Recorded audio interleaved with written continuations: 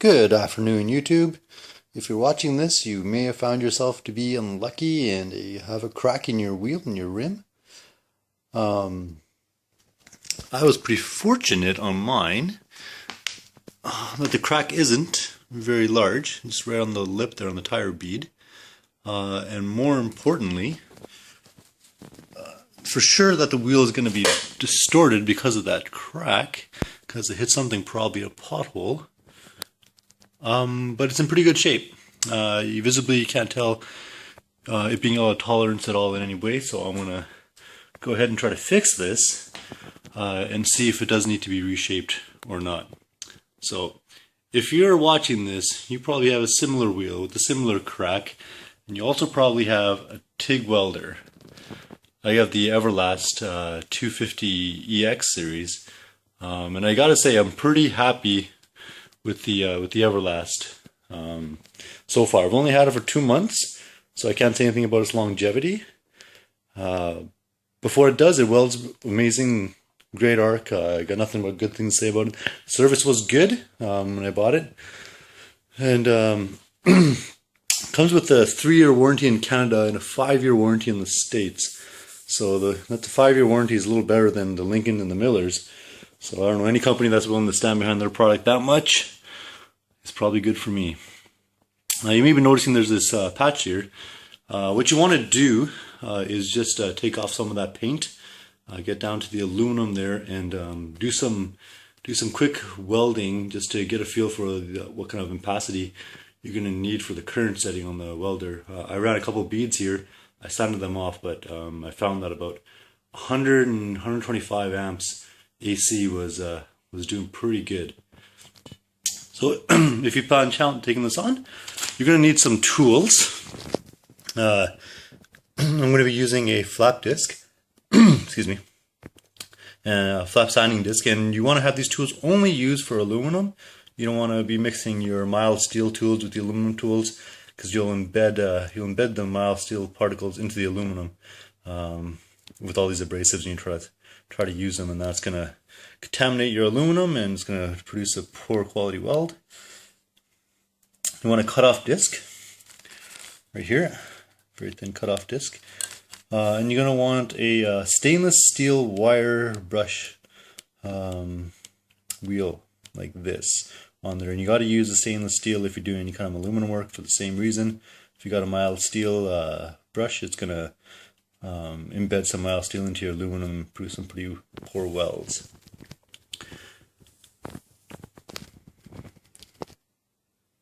So the first thing I'm going to do is clean up the crack here, take off all the paint, get off all the debris, clean it with acetone. That's one thing I didn't mention for your tools. You're going to need some acetone. I'm going to clean it first with acetone, then I'm going to grind it away with that sanding disc, and then I'm going to hit it with the steel wire brush, and then clean it up with acetone again, and then we'll take to the next step after that. Alright, let's give it a little wipe down with some acetone. Make sure you're wearing rubber gloves. When you work with acetone, they'll get in your skin, and that's pretty rough stuff. You don't want to have that happen. So get a rag. I'm just using a shop cloth here. Wipe down the area, get all the grease off, get all the dirt off. If you've TIG welded before, you know it's all about cleanliness. And your job's only going to be as good as the area preparation.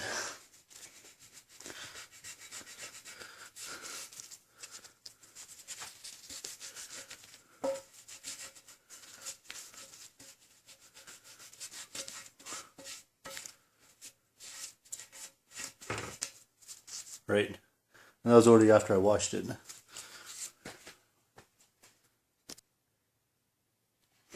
Okay guys, it goes without saying, make sure you wear all your personal protective equipment like gloves and safety goggles, hearing protection, and working with any kind of equipment, but you already know that.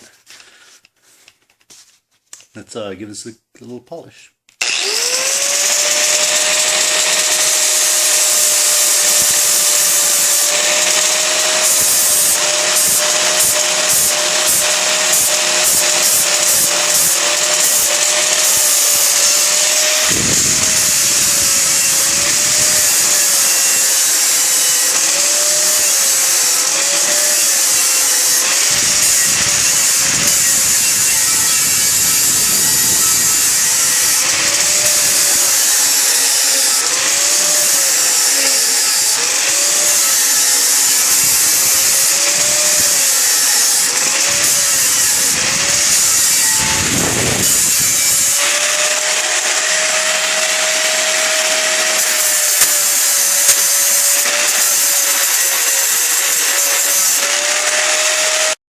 Okay, I was a little worried this might happen as I was grinding.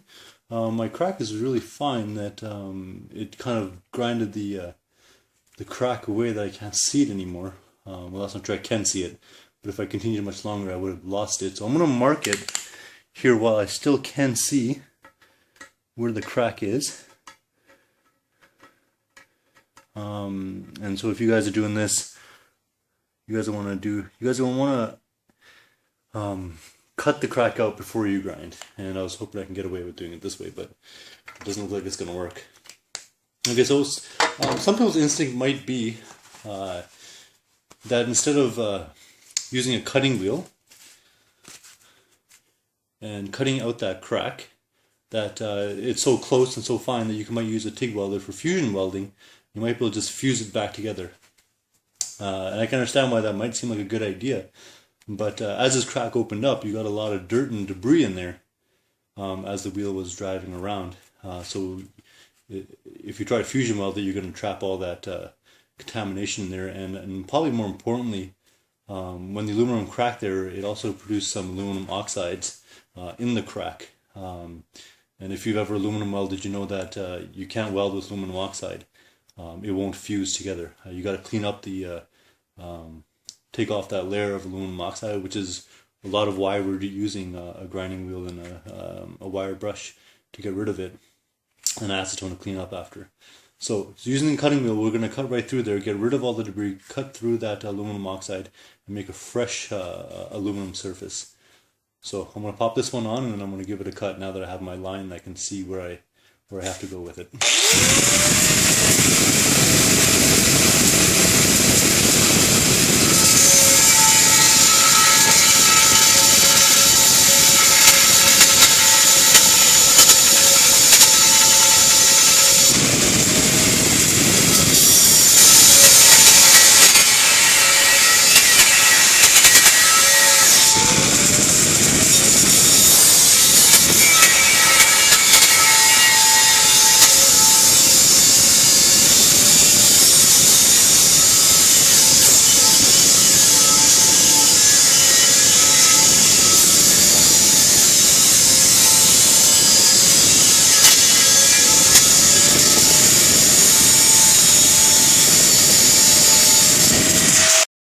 Alright, I got my cut in there. It's a nice straight line.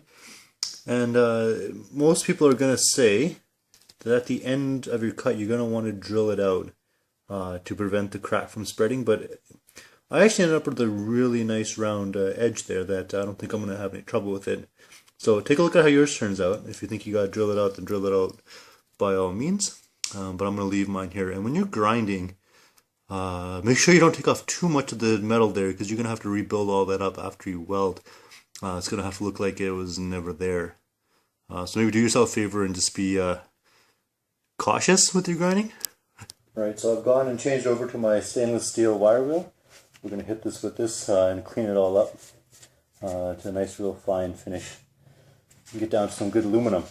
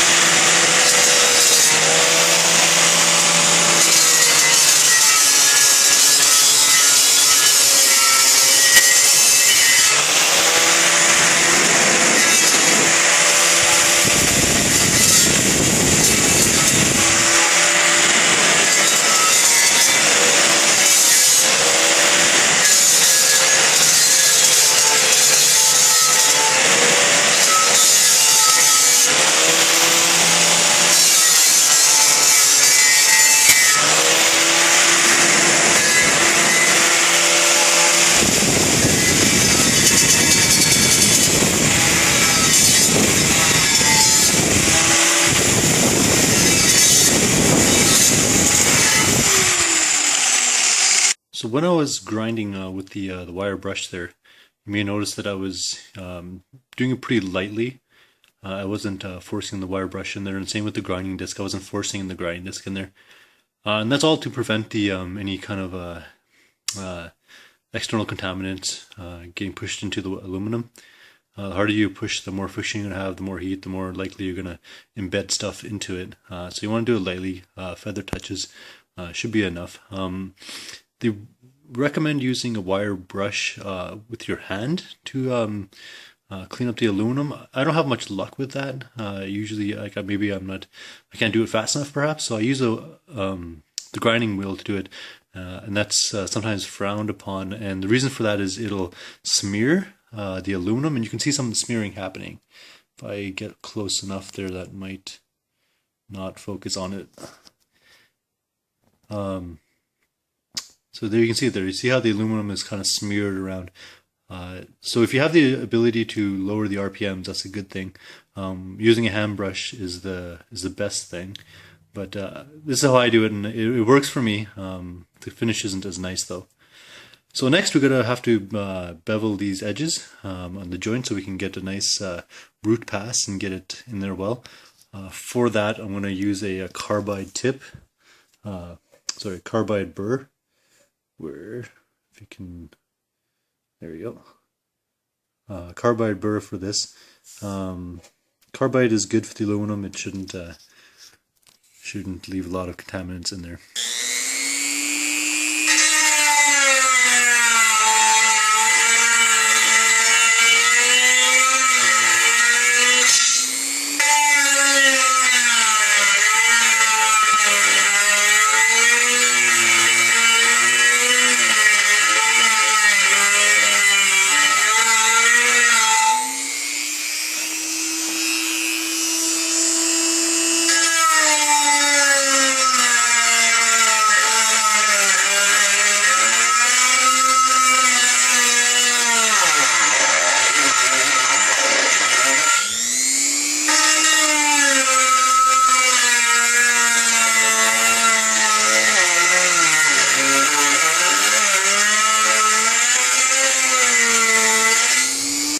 Okay, so you're going to have to treat aluminum filler rod the same way that you treat the aluminum. It's going to have oxides built on the filler rod that you're going to have to take off. So same preparation.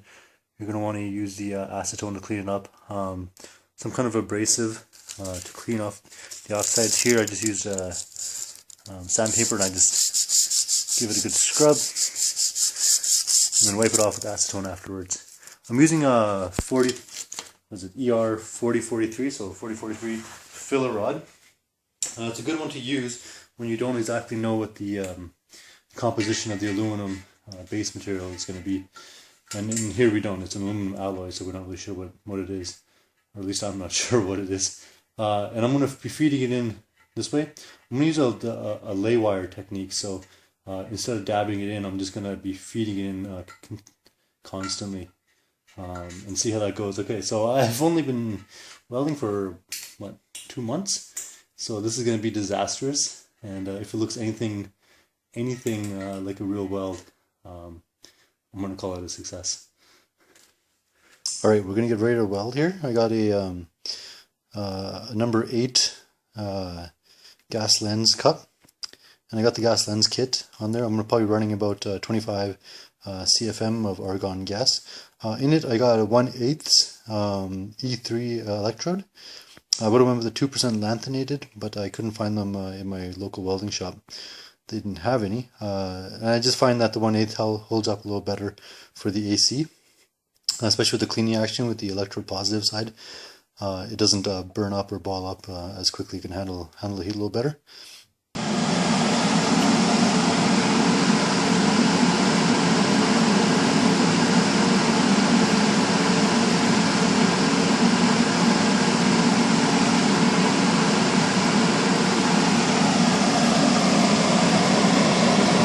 Set to AC on there,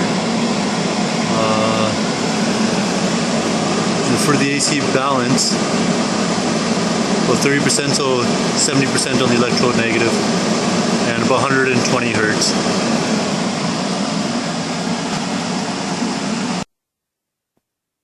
So you want to make sure that you ground your the wheel, obviously, because it's all paint surfaces and it's dirty. I just grounded back some paint and got some good metal to metal contact there.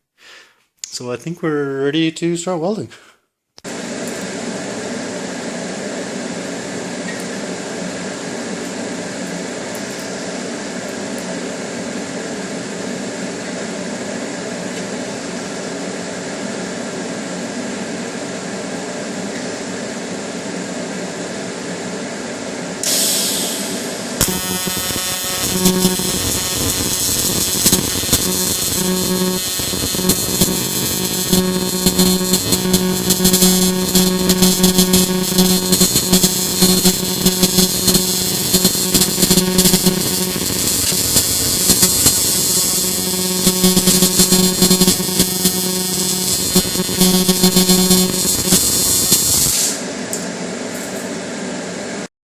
So anybody who's probably welded for more than like a week is probably shaking their heads at this, but I think I'm pretty happy with it. Looks like I got some good penetration, good cleaning action happening there.